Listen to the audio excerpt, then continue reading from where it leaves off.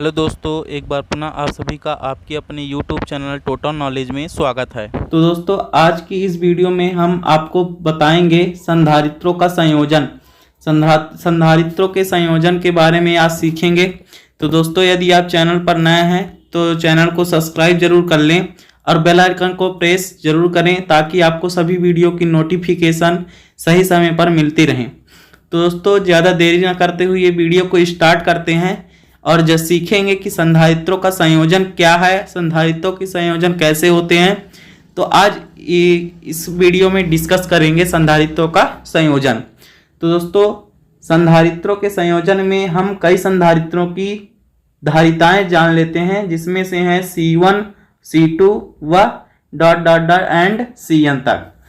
तो इनके संयोजन द्वारा एक प्रभावी धारिता हमें C का निकाय प्राप्त कर सकते हैं। तो धारिता क्या है? C, जिसका हम निकाय प्राप्त कर सकते हैं। यह प्रभावी धारिता व्यष्टिगत संधारित्रों को संयोजित करने के ढंग पर निर्भर करती है। दो संभावित सरल संयोजन इस प्रकार हैं, जिन्हें कहा जाता है दोस्तों संधारित्र की दो संयोजन दो प्रकार के होते हैं। पहला क्या होता है? श्रेणी क्रम संयोजन, और दूसरा हम पढ़ेंगे, आज हम सीखेंगे श्रेणी क्रम संयोजन, और दूसरा होता है दोस्तों पार्श्व क्रम संयोजन। क्या होता है? पार्श्व क्रम संयोजन। तो दोस्तों पार्श्व क्रम संयोजन को हम बोल सकते हैं या फिर श्रेणी क्रम या फिर पार्श्व क्रम। पार्श्व क्रम का दूसरा नाम होता है दोस्तों समांतर क्रम संयोजन। समांतर क्रम संयोजन किसमें होगा दोस्तों? संधारित्रों में। तो हम सोचते हैं कि कितने प्रकार के होते हैं संधारित्रों का संयोजन? दो प्रकार का। कितने प्रकार का होता है? दो प्रकार का। कौन कौन से? पहला है श्रेणी क्रम संयोजन और दूसरा है पार्श्व क्रम संयोजन। इसी को बोला जाता है दोस्तों समांतर क्रम। समांतर क्रम संयोजन। समांतर क्रम संयोजन हम नेक्स्ट वीडियो में पढ़ेंगे। आज हम सीखेंगे संधारित्रों के श्रेणी क्रम संयोजन के बारे में। तो दोस्तों संधारित्रों का श्रेणी क्रम संयोजन तो आपको चित्र में जैसा दिखाया गया है कि संधारित्रों का यह श्रेणी क्रम संयोजन है। तो दोस्तों श्रेणी क्रम संयोजन में क्या होता है कि दो संधारित्र C1 और C2 हैं। दो धारिता C1 और C2 होते हैं, जिनमें C1 की बाईं तथा C2 की दाईं पट्टिका बैटरी के दो टर्मिनलों से संयोजित होती है। C1 की क्या कहता है? C1 की बाईं पट्टिका क्या कहता है दोस्तों? C1 की बाईं पट्टिका C2 की दाईं पट्टिका बैटरी के दो टर्मिनलों से संयोजित है तथा उन पर क्रमशः Q प्लस Q और माइनस Q आवेश है। इसका अर्थ यह है कि C1 की दाईं पट्टिका पर माइनस Q तथा C2 की बाईं पट्टिका पर प्लस Q आवेश है।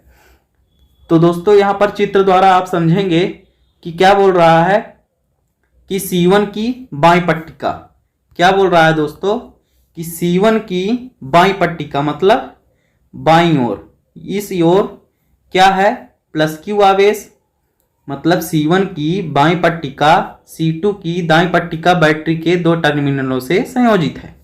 तो यहाँ पास एक क्या है? बैटरी है जो दोनों टर्मिनलों से संयोजित है। तो दोस्तों यहाँ पर कहने का मतलब यह है कि उन पर क्रमशः आवेश C1 पर कौन सा आवेश है? प्लस Q और माइनस Q आवेश, और C1 की दाईं पट्टिका पर माइनस Q, C2 की बाईं पट्टिका पर प्लस Q। C1 की दाईं पट्टिका इस पर क्या सा आवेश है? माइनस Q आवेश, और C2 की बाईं पट्टिका पर कौन सा आवेश है? प्लस Q आवेश है।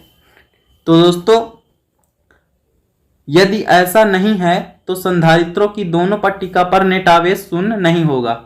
कैसा नहीं है? यदि C1 की दाईं पट्टिका पर माइनस Q तथा C2 की बाईं पट्टिका पर प्लस Q आवेश है, यदि ऐसा नहीं होगा तो संधारित्रों की दोनों पट्टिकाओं पर नेट आवेश शून्य नहीं होगा।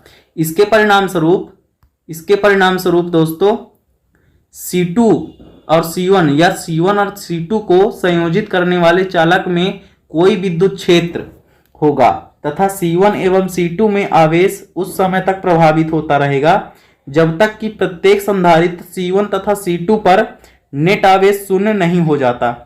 यानी कहने का मतलब यह है दोस्तों कि परिणाम स्वरूप इसके जो चित्र द्वारा ये हम समझेंगे कि C1 तथा C2 को संयोजित करने वाले चालक में कोई विद्युत क्षेत्र ऐसा होगा, मतलब इस संधारित्र में C1 और C2 या दोनों संधारित्र, कोई भी संधारित्र C1 हो या C2 हो, इसमें एक ऐसे आवेश उस समय तक प्रभावित करेंगे, इसमें एक ऐसा विद्युत क्षेत्र होगा दोस्तों कि जो उस आवेश तक प्रभावित होता रहेगा जब तक कि प्रत्येक संधारित्र C1 तथा C2 पर नेट आवेश शून्य नहीं हो जाता।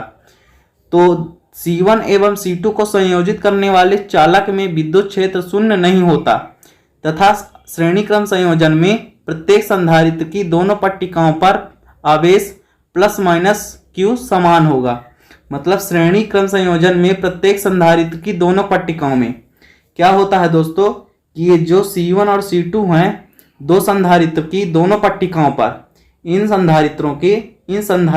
संधारित्रों के दोनों पट्टिकाओं पर आवेश समान रहेगा। मतलब जो हमारा Q आवेश है वो दोनों पट्टिकाओं पर समान रहेगा, मतलब ना कि प्लस और माइनस, ये समान रहेंगे। तो संयोजन के सिरों पर विभवांतर या भी संधारित्रों C1 तथा C2 के सिरों पर क्रमशः विभवांतरों V1 तथा V2 का योग होगा। क्या होगा दोस्तों कि इसमें विभवांतर इनका जो होगा, मतलब इनका विभवांतर जो है वो अलग अलग होगा। मतलब C1 का आवेश, मतलब C1 संधारित्र का विभवांतर V1 तथा C2 संधारित्र का विभवांतर V2 होगा। तो इस तरह से क्या होगा दोस्तों, जब हम फार्मूला बनाएंगे तो संधारित्रों का C1 तथा C2 के सिरों पर क्रमशः विभवांतरों का योग होता है।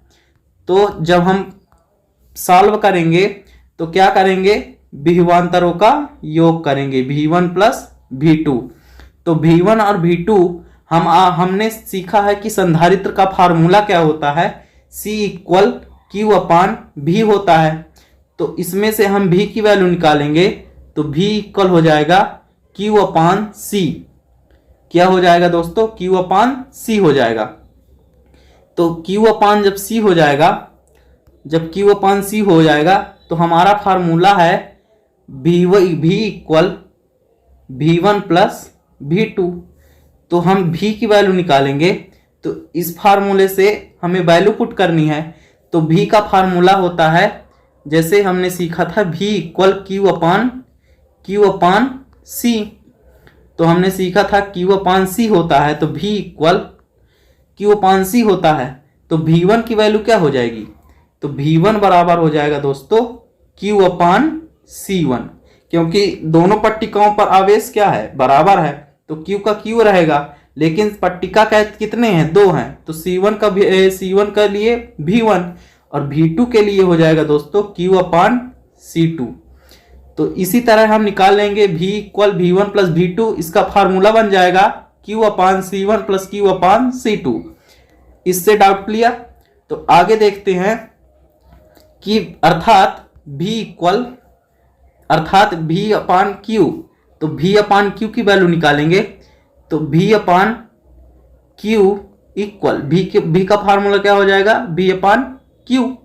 तो V/Q हो गया, तो Q कॉमन हो गया, तो यहां पास क्या बचा, 1/C1 प्लस 1/C2। ठीक है। जब यहां फार्मूला हो गया, देखिए V इक्वल Q कॉमन हो जाएगा, तो यहां पास क्या बचेगा, 1/C1 प्लस 1/C2। जब 1/C1 प्लस 1/C2 बच गया तो ये कॉमन क्या आ जाएगी, ये जो Q है तो V इसके अपान में चला जाएगा। तो आ गया क्या, 1/C1 प्लस 1/C2। तो वही यहां आ गया है कि V/Q equal 1/C1 plus 1/C2। तो हम इस संयोजन को एक ऐसा प्रभावी संधारित्र मान सकते हैं कि जिस पर आवेश Q तथा जिसके सिरों के बीच विभवांतर V हो, तब संयोजन की प्रभावी धारिता क्या हो जाएगी, C इक्वल Q/V। क्या हो जाएगी, C इक्वल Q/V हो जाएगी। तो समीकरण 2.57 से हम देख सकते हैं कि इसकी तुलना करने पर, किससे, इसकी और इसकी तुलना कर देंगे तो क्या हो जाएगा, सी का फार्मूला क्या हो जाएगा, सी का फार्मूला हो जाएगा V अपान क्यू, तो Q अपान V, सॉरी Q अपान V, सी का फार्मूला हो जाएगा दोस्तों, सी का फार्मूला हो जाएगा Q अपान V। तो सी के जगह में क्या रख देंगे, Q अपान V रख देंगे। इसी से हम V की वैल्यू निकालेंगे, V की वैल्यू तो क्या हो जाएगा, V Q अपान C हो जाएगा। तो कि इसकी और इसकी तुलना कर देंगे तो हमारे पास क्या आएगा, 1 अपान सी, क्योंकि Q से Q कैंसिल, तो 1 upon C equal 1 upon C1 plus 1 upon C2। दोस्तों यदि हम प्रतिरोध की बात करें तो प्रतिरोध में होता था श्रेणी क्रम में R equal R1 plus R2 plus R3, ठीक है। लेकिन इसमें अंतर क्या है, संधारित्र और इसमें प्रतिरोध में श्रेणी क्रम संयोजन में, कि श्रेणी क्रम संयोजन में यह है कि श्रेणी क्रम संयोजन में संधारित्रों का संयोजन श्रेणी क्रम में 1 upon C equal 1 upon C2 C1 plus 1 upon C2 होता है। लेकिन प्रतिरोध में श्रेणी क्रम संयोजन में होता है R equal R1 plus R2 plus R3। यही अंतर है दोस्तों प्रतिरोध और संधारित्र में। इसके फार्मूले से स्पष्ट है कि इस व्युत्पत्ति को कितने भी संधारित्र लेकर उन्हें इस प्रकार संयोजित करके n संधारित्रों के लिए हम इसी तरह का समीकरण प्राप्त कर सकते हैं। तो n संधारित्र के लिए यदि आपसे पेपर में कोई पूछ दे कि n संधारित्रों का श्रेणी क्रम संयोजन में फार्मूला बताओ, तो n संधारित्र के श्रेणी क्रम संयोजन में फार्मूला बन जाता है दोस्तों कि आप लिखेंगे 1 upon C equal 1 upon C1 plus 1 upon C2 plus dot dot dot dot and plus 1 upon Cn। दोस्तों यह हमारा फार्मूला बन जाता है n संधारित्रों के श्रेणी क्रम संयोजन का।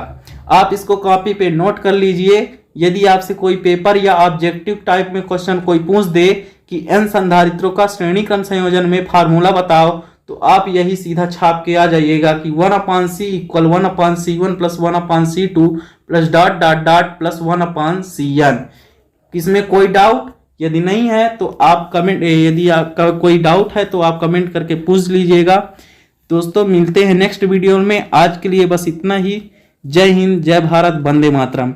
और दोस्तों यदि आप चैनल पर नए हैं तो चैनल को सब्सक्राइब जरूर कर लीजिएगा, ताकि और बेल आइकन को प्रेस करके ऑल पर क्लिक कर दीजिए ताकि आपको सभी वीडियो की नोटिफिकेशन मिलती रहे। जय हिंद।